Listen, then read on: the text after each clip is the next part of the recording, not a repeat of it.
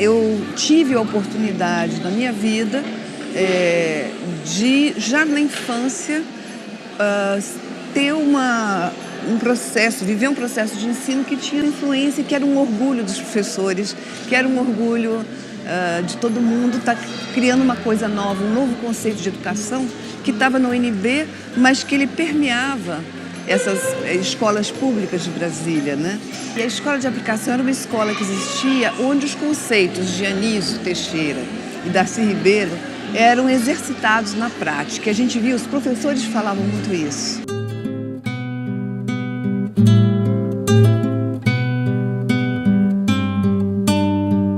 Com 5 anos eu aprendi a ler partitura, assim, meio autodidata até. E aí eu pensava que eu ia ser música. E eu quis fazer, então, composição e regência. Aí eu fiz vestibular para composição e regência, em 76. E entrei no curso de música e eu era aluna do Cláudio Santoro. E, na verdade, na turma nós éramos 2 alunos, eu e o Silvio Barbato. E Santoro era aquela inspiração, né? E na área de composição tinha o Emílio Terraça, que me influenciou muito, Jorge Antunes. Só que eu achei muito interessante, quando essa coisa que o UNB tinha muito, a possibilidade de você fazer disciplina em qualquer departamento. E aí, então, eu comecei a pegar matérias no departamento da psicologia, no departamento da medicina. E eu estava estudando com o Emílio Terraça. Ele tinha uma oficina de música que era muito interessante. E eu estava fazendo uma matéria de psicologia ligada ao desenvolvimento cognitivo com a Teresa Metel. Aí eu vi que eu podia usar as estruturas musicais para desenvolver a cognição, os processos de construção do pensamento na pessoa com lesão cerebral. Em 77 eu já escrevi um projeto de pesquisa, foi no meu 2º ano de UNB, e esse projeto foi para o CNPq. E foi aprovado no CNPq. Então eu trouxe para o Sara, levei para o Campus da Paz e mostrei para ele, falei que eu queria tentar essa pesquisa, ver se a música pode ajudar a desenvolver estruturas de pensamento, a partir das estruturas do som. E ele falou, faça. E na UNB eu falei, vou fazer uma dupla opção para psicologia. Cheguei a formar em música, logo depois que eu terminei a primeira graduação, já vim para o Sara trabalhar e comecei minha carreira aqui em 79. No início da década de 80, eu resolvi fazer um mestrado lá no UNB, e com orientação da Teresa Metel, e já era desenvolvimento cognitivo na paralisia cerebral.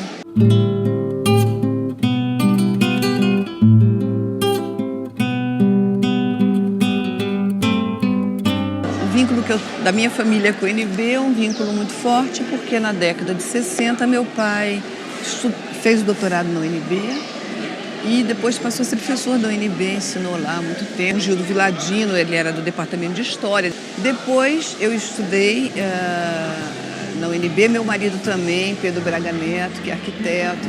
Os nossos 3 filhos, a Raquel na área de psicologia, Rafael no desenho industrial, e depois o caçula, o Felipe, fez a graduação e concluiu o mestrado, as 2 coisas na UNB.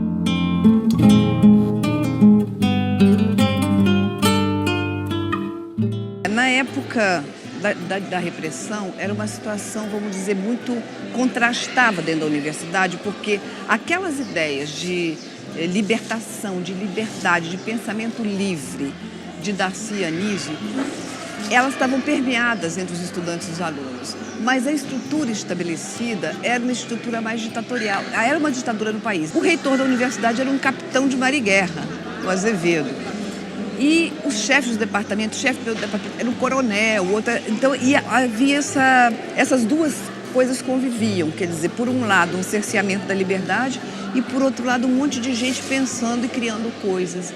Então, quando foi em 77, houve uma greve e foi um processo de muita repressão dentro da universidade. Os alunos, a gente estava reivindicando coisas totalmente, os professores apoiavam. Houve uma repressão violenta, vários alunos foram expulsos da UNB, outros foram presos porque estavam fazendo movimento estudantil, não tinha violência, não tinha nada, as pessoas só queriam se manifestar. Nunca houve um momento de violência por parte dos estudantes e professores da UNB, mas isso eu não entendi nenhum motivo, quer dizer, porque a pessoa está querendo um pouco de liberdade dentro da universidade. Outra coisa da UNB que influenciou nas nossas vidas e também nas dos nossos filhos, essa necessidade de vamos lutar pela cidadania, por um Brasil melhor, entende? Então eu acho que isso também é uma vivência que nós tivemos muito jovens e que se estendeu pela vida.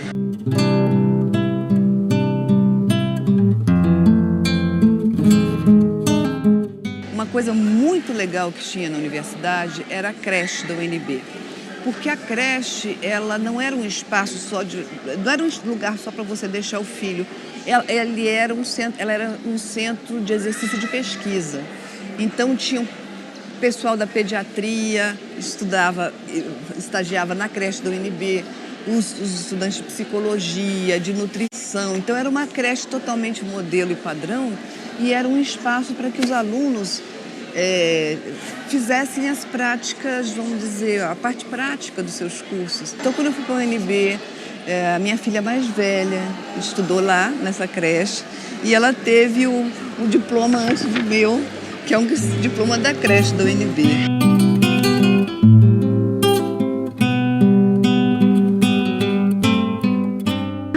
Eu sempre me preocupei com essa coisa do cérebro, porque o cérebro é tão precioso, né? Então, assim, eu já, de alguma forma, fui me encaminhando. Na época não se falava de neurociência, mas eu fui me encaminhando para a neurociência bastante como autodidata e fazendo um curso aqui, um curso ali, até porque isso não existia como um curso fechado, que a pessoa pudesse fazer um vestibular para aquilo. Mas com aqueles conhecimentos que eu tive nos diferentes departamentos do UNB, eu comecei a juntar. E também dentro do SARA, que também fiz uma grade curricular importante, grande, aprendi muitas coisas também na área da saúde, do cérebro. E aí eu comecei, e eu sempre tive esse conceito, essa ideia autoral.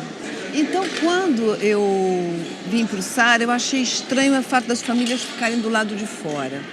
E senti a necessidade de trazer a família para dentro. Havia resistência por parte de vários profissionais e já outros achavam a ideia boa. O próprio Campus da Paz já conversava com algumas mães, fazia grupos, mas havia resistência. Mas aí outras pessoas compraram o projeto, aí nessa época também vieram algumas pessoas muito interessantes para o SARA, a Maria Luísa Angelim e outras pessoas, a Maria Isabel, que deram muita força nesse projeto da família.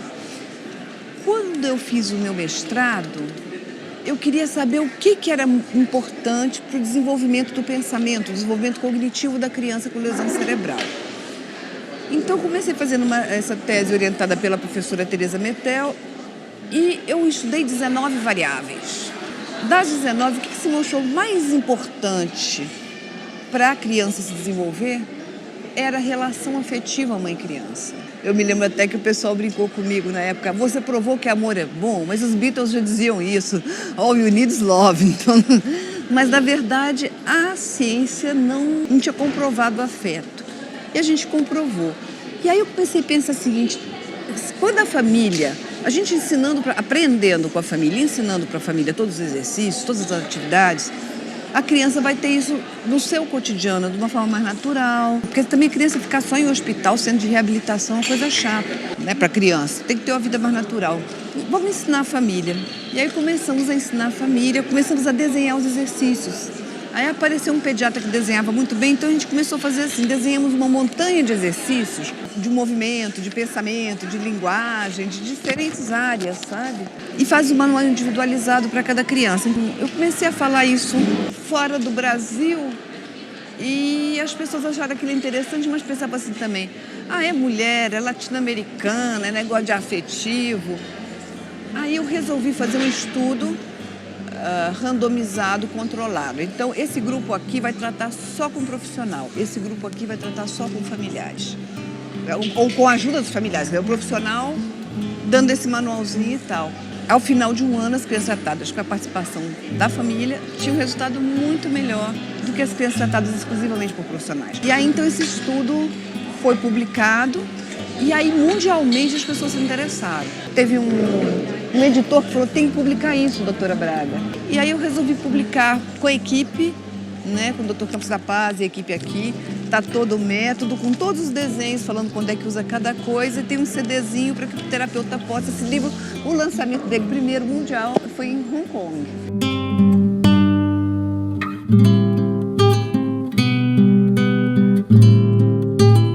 A pesquisa do Caminhos da Leitura é uma pesquisa recente que a gente conseguiu mapear no cérebro as áreas desenvolvidas pelo letramento. E aí nós juntamos um grupo de analfabetos, outras pessoas alfabetizadas na vida adulta e outras alfabetizadas desde a infância, todos no mesmo nível socioeconômico. Então a gente fez uma ressonância funcional, onde a gente vê o cérebro em funcionamento, em todos esses participantes, e os resultados a gente mostrou que se criam novas redes neuronais com a aquisição do letramento. E essa pesquisa, inclusive, tem uma repercussão mundial muito forte, foi publicada na revista Science, que tem um fator de impacto muito importante. Essa pesquisa mostra que a gente cria todo um exercício cerebral, abre uma nova rede. Redes que estavam silentes do cérebro, passa a funcionar uma nova rede cerebral completa, mesmo naquelas pessoas que foram letradas em adulto. Você pode ter 40, 50 anos, você pode criar rede nova. Então a gente está mostrando isso também. Porque se você estimula o seu cérebro, você tem uma reserva, vamos dizer, que a gente chama reserva cognitiva. Se você tiver alguma lesão ou alguma doença, um cérebro exercitado vai sofrer menos. Aí a gente fez essa pesquisa em cooperação com a França, e um documentarista francês, o Jean-Pierre Gilbrat, ele resolveu vir aqui gravar um documentário. Então fez um documentário muito bonito, que agora está sendo apresentado em vários festivais na Europa e recentemente começou a ser exibido na TV Arte, que é uma TV franco-alemã. Então esse documentário está em francês, em alemão, e agora eles estão tentando traduzir para o inglês, a gente está querendo trazer para o português para também ver se alguém compra essa ideia aqui no Brasil.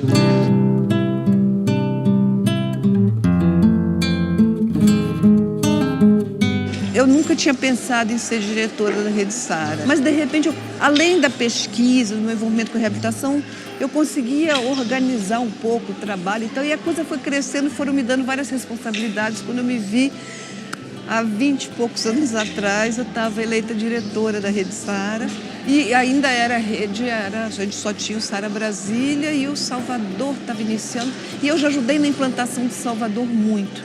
Então eu fiz toda a elaboração do projeto arquitetônico junto com o Lelé. A gente trabalhou, todos os hospitais da Rede Sara são feitos com o Lelé, então sempre foi Dr. Campos, Lelé e eu, a gente conversando sobre o que vai ter o programa. Comecei a fazer isso, e aí que vale um tanto da experiência do Cláudio Santoro, porque eu estudei composição e regência musical. Aí eu fiz composição de hospitais, inaugurei 8 hospitais junto com o Dr. Campos, e 9, na verdade, só o primeiro hospital, o Sara Centro, que eu não era da diretoria ainda, e faço a regência dos hospitais. Então, teve as minhas aulas de composição e regência se aplicaram também nessa outra realidade.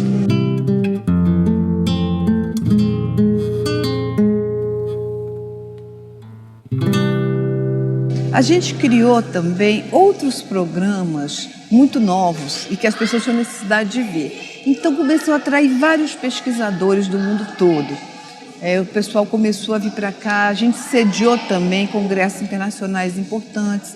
A gente sediou o Congresso Internacional da Sociedade Internacional de Neuropsicologia, sediamos da Sociedade Internacional de Lesão Cerebral, da Federação Mundial de Neuroreabilitação, da qual eu sou vice-presidente. Eu também sou do board dessas sociedades todas. Pessoas que vinham para o Congresso Internacional são muito doutores, pós-doutores. Então, eles começaram a falar disso para os alunos deles e usando nossos textos também muito como base para os alunos deles. De repente, a gente que mandava o filho estudar na Europa começa a receber. Você pode receber meu aluno? E começam a chegar estudantes dinamarqueses, americanos, franceses, belgas, alemães. Então nós temos hoje esse programa que a gente recebe estudantes, principalmente do doutorado, mas eventualmente até da graduação.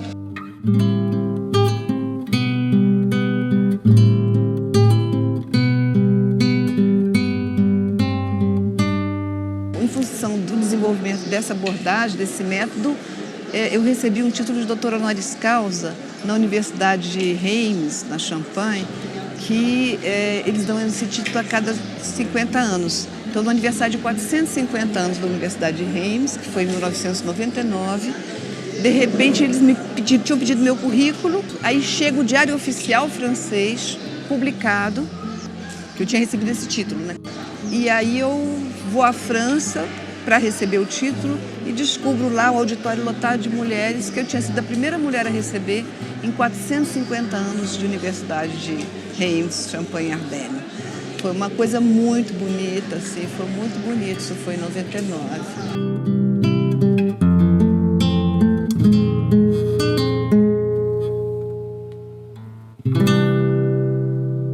Eu acho que é muito importante para o futuro da universidade a gente resgatar determinados princípios que vieram na época de Darcy e Anísio, muito ligados a essa questão da autonomia universitária, essa coisa mais flexível dentro da universidade, você ter esse transitar do aluno e dos interdepartamentos, entre professores e departamentos.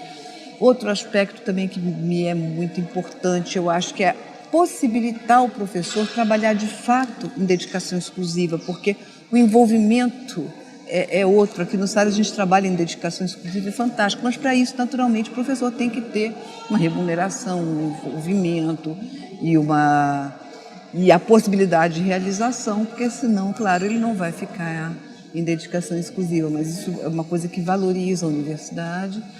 E eu acho que também pensa muito nessas coisas de Darcy e Anísio, que não é só o conhecimento, a universidade ensinar conhecimentos para memorizar, mas também priorizar o desenvolvimento do pensamento, do cidadão, da cidadania, do pensamento, da liberdade, da capacidade autoral dos professores e dos alunos. Então, eu acho que isso, o resgate disso e a preservação desses princípios, eu acho que é fundamental para que a gente tenha o UNB como uma universidade, como ela foi concebida, uma universidade diferente de tudo que nós tínhamos no Brasil.